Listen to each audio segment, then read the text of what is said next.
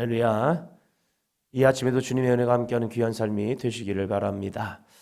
우리가 어떠한 물건이 주어졌을 때 그 물건의 용도를 알지 못하면 그 용도와는 다르게 쓰임받기도 합니다. 그것을 오해라고 이야기하죠. 예전에 옛날에 부시맨이라는 영화가 있었죠. 그 부시맨의 영화를 시작하면서 하늘에서 콜라병이 떨어집니다. 이걸 가지고 도대체 뭐야 이게? 위에서 떨어졌는데 이게 도대체 뭐 하는 거야? 하면서 그 문제를 가지고 이제 풀려고 하죠.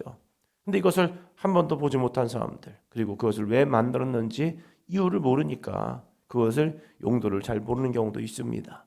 우리가 성경을 때로는 그런 경우가 있습니다. 성경을 잘 알지 못하고 잘 이해하지 못하다 보니까 누군가 이렇게 해석을 해버리면 그 해석에 빠져가지고 아 그런가 보다 라고 하면서 빠져드는 경우가 있습니다. 특별히 이 요한계시록에는 7장에 보니까 14만 4천 명에 대한 이야기가 나옵니다. 14만 4천, 그것이 이스라엘 자손 각 지파 중에서 인침을 받아 구원받는 사람들의 숫자를 14만 4천이다 해서 유다 지파로 시작하여서 이제 베냐민 지파까지 해서 12,000명, 12,000명에서 14만 4천을 쓰고 있습니다. 그것은 이스라엘 가운데서 언약된 백성들 위해서 구원받을 하나님의 백성들 완전한 수로서, 그래서 이스라엘 백성들이 완전히 하나님의 약속 가운데 구원받습니다. 그것은 아브라함과 이삭과 야곱에게 허락하셨던 약속, 그 약속을 성취하시는 하나님의 은혜라는 사실입니다. 이것은 맞아요. 이스라엘 백성을 향한 하나님의 구원의 역사, 즉 언약의 백성을 통한 하나님의 구원의 역사, 이게 맞아요.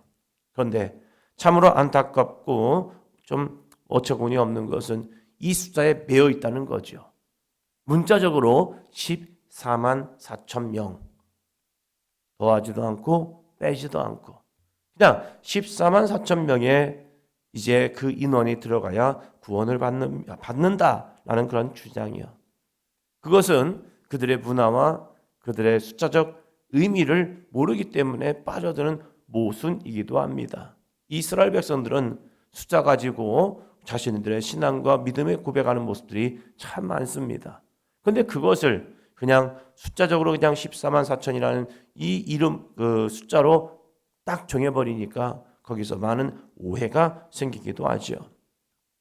예전에 길거리에서 약장수를 보면 약장수가 쭉 설명을 합니다. 이약으로 말씀을 드리면 하면서 막 어디 아프고 어디 아프고 어디 아프고 어디 아픈 사람들 이것만 먹어봐 그러면 나 하면서 쫙 설명합니다. 근데 이 약장수들이 이야기하는 그 질병 이 코드 질병명을 보면요, 증세가 사람들이 듣다 보면 느끼는 게 이거죠. 오, 나랑 똑같네. 나도 그게 아픈데, 나도 얘가 부족한데, 나도 이것이 좀 문제가 된다고 생각하는데, 와, 이야기만 듣다 보면 쫙 빠져들어요. 그 빠져드는 사람들, 어떤 사람들은 아유 또 시작했네라고 하는 사람이 있는 반면에 어떤 사람은 거기에 홀딱 빠져버립니다. 그래서 이제 늘 약장수에게는 뭐가 있습니까? 판매책이 있죠. 그래서 먼저 이야기하고 막 사는 사람들이 있죠. 한 사람이 사기 시작하면 이 물건이 동날까 봐 자기도 사야겠다고 하면서 또 이렇게 해야죠. 택배로도 보내달라고 하면서 열심히 또 사죠. 뭐 먹어서 나쁠 건 아닌 것 같아요.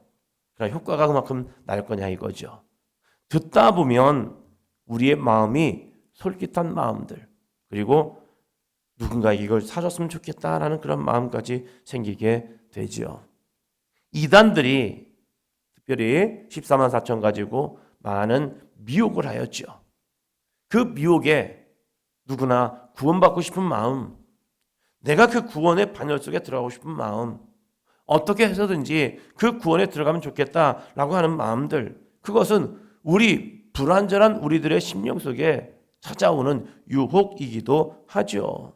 그래서 그럼 내가 어떻게 이 14만 4천 가운데 들어갈 수 있을까 해서 이단에 빠져가지고 성경 공부도 하고 거기에 들어가기 위해서 자신들의 가족들도 막 이렇게 해가지고 미혹하여서 빠져들게 만들고, 그래서 이단에 빠지는 경우도 있습니다.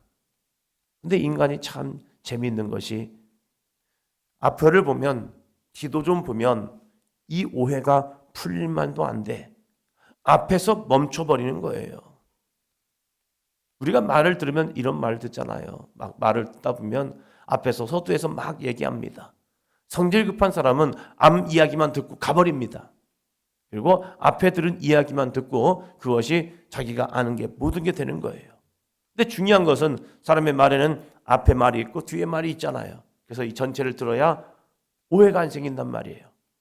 그런데 쓱 지나가면서 들었던 그 말을 통해서 자기는 이 사람이 그 말 했어요 라고 합니다.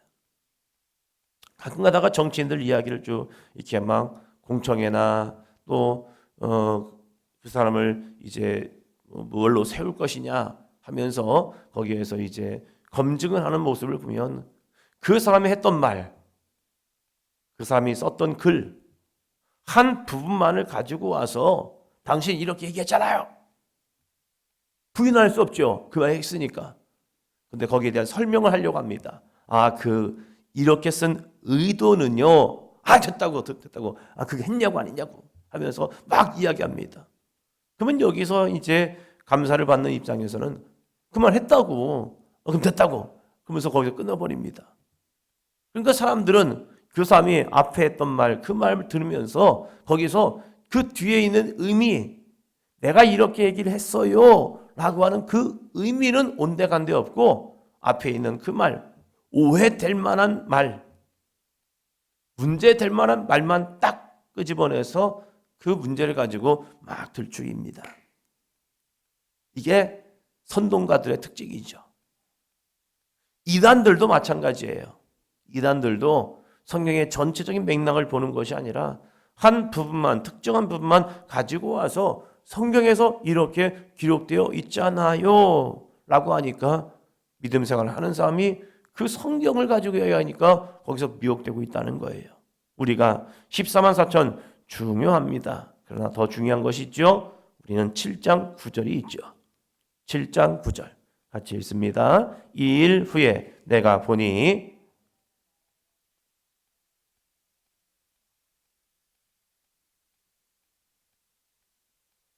동료 가지를 들고 보좌 앞과 어린 양 앞에 서서 각 나라와 족속과 백성과 방언에서라고 말하죠. 그 전에는 이스라엘의 12지파 하나님이 먼저 택하시고 말씀을 주었던 언약을 주었던 약속을 주었던 그 지파를 향한 하나님의 완전한 구원 역사를 이야기하고 그들이 구원받은 일 후에 그래서 9절은 이렇게 시작을 하죠. 이 일 후에 약속의 백성이 먼저 구원받은 후에 내가 보니 각 나라와 족속과 백성과 방언 무엇입니까? 다 다른 민족과 백성들, 나라들 그러니까 온 인류죠. 온 인류 가운데 아무도 능히 셀 수 없는 큰 무리 이스라엘 지파는 셌습니다. 14만 4천이라고. 그런데 그보다 셀 수 없는 더 큰 무리 아무도 셀 수 없는 큰 무리 이들이 나와 흰 옷을 입고 나와서 흰 옷을 입은 거예요. 흰 옷, 거룩한 영적 세마포 옷이죠. 제사장만이 입을 수 있는 흰 옷, 세마포 옷을 입고 손에 종려가지를 들고 종려가지를 든다. 무슨 이게 생각납니까? 종려주일이 생각나죠. 예수님께서 예루살렘 성을 마지막 입성하실 때 온 백성들이 예수 그리스도를 바라보면서 예루살렘에 들어가는 예수님의 모습을 바라보면서 유월절 어린 양, 세상 죄를 지우고 가는 어린 양의 모습을 바라보면서 종려가지를 흔들면서 환호합니다. 호산나 다윗의 자손이여 하면서 예수 그리스도의 입성을 축하하며 환호합니다. 그 모습과 동일하게 큰 무리가 나와 흰 옷을 입고 손에 종려가지를 들고 환호하기 시작합니다. 그 환호의 모습은 바로 구원의 고백입니다. 10절이요. 큰 소리로 외쳐 이르되 구원하심이 보좌에 앉으신 우리 하나님과 어린 양에게 있도다 하니 구원하심은 누구에게 있느냐? 우리 하나님 또한 예수 그리스도에게 있다는 거죠. 하나님과 어린 양에게 있다. 이스라엘 백성들은 하나님의 언약대로 구원을 받았습니다. 그러면 우리는 어떻게 구원을 받느냐? 어린 양의 보혈의 피로써 십자가의 은혜로서 구원을 받는다는 거죠. 저는 우리에게 이 구원의 믿음이 흔들리지 않기를 바랍니다. 어떠한 이단이 와서 미혹하고 유혹한다 할지라도 거기에 흔들리지 않기를 바랍니다. 뭐 예수 그리스도의 구원은 불완전했기 때문에 내가 메시아야, 내가 감람나무야 하면서 유혹하고 미혹하는 그런 말에 좀 흔들리지 않았으면 좋겠어요. 우리는 늘 사단이 우리를 충동할 수 있습니다. 여러 가지 상황과 여건과 형편을 통하여서요. 그러나 그러한 이 미혹에 흔들리지 말자는 거예요. 왜? 우리는 어린 양의 보혈로 구원함을 받은 백성이기 때문에. 그들이 이제 12절에서 이제 모든 장로들과 천사들과 생물들 앞에서 하나님을 경배합니다. 그 경배하는 모습 속에서 이제 묻는 거죠. 13절이요. 장로 중 하나가 응답하여 나에게 이르되 이 흰 옷을 입은 자들이 누구며 또 어디서 왔느냐? 너 그거 알아? 이 요한도, 사도 요한도 이스라엘 12지파는 알았습니다. 그래, 유다 지파부터 시작해서 이제 베냐민 지파까지 14만 4천. 그런데 이 큰 무리는 누구야? 라고 하면서 그걸 질문하는 거예요. 질문하는다는 건 뭐예요? 답을 알려주고 싶다는 거예요. 때로는 답을 모르는 사람에게 질문하는 것은 그 질문을 통해서 좀 생각해 보라는 거죠. 저들이 누군 줄 알아? 모르겠는데요? 라고 하니까 이렇게 이야기합니다. 14절이요. 내가 말하기를 내 주여 당신이 아시나이다 하니 그가 나에게 이르되 이는 큰 환난에서 나오는 자들인데 어린 양의 피에 그 옷을 씻어 희게 하였느니라. 아멘. 내 주여 당신이 아시나이다. 나는 모르고 당신이 알잖아요. 알려주세요. 라고 이야기한다는 거죠. 그랬더니 이는 큰 환난에서 나오는 자들인데 어린 양의 피에 그 옷을 씻어 희게 하였느니라. 어린 양의 피에 그 옷을 희게 한 자. 예수 그리스도의 보혈의 피로 그 옷, 우리의 행위를 씻어 희게 한 자. 우리의 행위는 주홍같이 붉지요.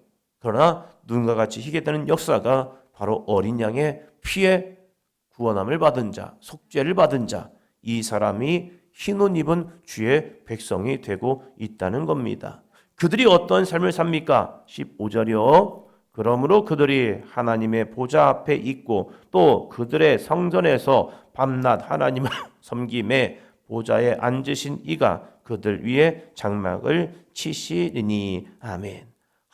그들이 하나님의 보좌 앞에 있습니다. 하나님의 보좌 앞 어디입니까? 성전 앞이죠. 또 그들의 성전에서 그의 성전에서 하나님의 성전에서 어떻게 합니까? 밤낮 하나님을 섬김에. 하나님을 섬기는 사람들은 누구입니까? 구약에서는 제사장들이었잖아요. 그런데 제사장이 아닌 각 나라와 족속과 백성과 방언에서 나온 사람들이 하나님의 보좌 앞에 있고 그의 성전에서 밤낮 하나님을 섬깁니다. 밤낮, 밤에도 낮에도 새벽에도 하나님께 나와 예배하고 하나님을 영광 돌리는 자들. 누가 합니까? 예루살렘 성전이 무너지고 각 나라와 족속과 백성과 방언 중에 세워진 성전들에서 하나님을 섬기는 자들이 있다는 거예요. 그것이 바로 저와 여러분들이죠. 우리는 유대인이 아니잖아요. 이스라엘 백성이 아니에요. 그런데 이렇게 새벽에도 나와서 기도하고 낮에도 나와서 기도하고 예배하고 찬송하고 영광 돌리고 밤에도 또 모여서 하나님을 찬양하고 영광 돌리고. 이스라엘 백성 그러지 않았어요. 제사장만 들어왔단 말이에요. 백성은 못 들어왔어요. 그러나 예수 그리스도의 보혈의 피로 휘장이 찢어짐을 통하여서 하나님과 우리의 관계를 열어주시고 우리를 택하신 백성이요 거룩한 제사장으로 삼아주심을 통하여서 우리가 영적 제사장이 되어서 주님 앞에 나와서 예배를 드리고 있다는 사실이에요. 이가 누구냐? 흰 옷 입은 사람들이다. 그들이 밤낮 하나님을 이렇게 섬기며 예배할 거야 라고 이야기하고 있습니다. 그들에게 주신 은혜 17절입니다. 이는 보좌 가운데 계신 어린 양이 그들의 목자가 되사 생명수 샘으로 인도하시고 하나님께서 그들의 눈에서 모든 눈물을 씻어 주실 것임이라. 아멘. 생명수 샘으로 인도하고 하나님께서 그들의 눈에서 모든 눈물을 씻어 주실 은혜. 그 은혜가 오늘도 우리에게 임할 줄로 믿습니다. 오늘도 우리의 눈에서 우리의 눈물을 씻어 주시는 주님의 은혜. 생명수 샘에서 우리의 목마르지 아니하도록 갈급하지 않도록 궁핍하지 않도록 채워주시는 하나님의 은혜가 임하는 이 귀한 새벽 시간이 될 줄로 믿습니다. 기도합니다.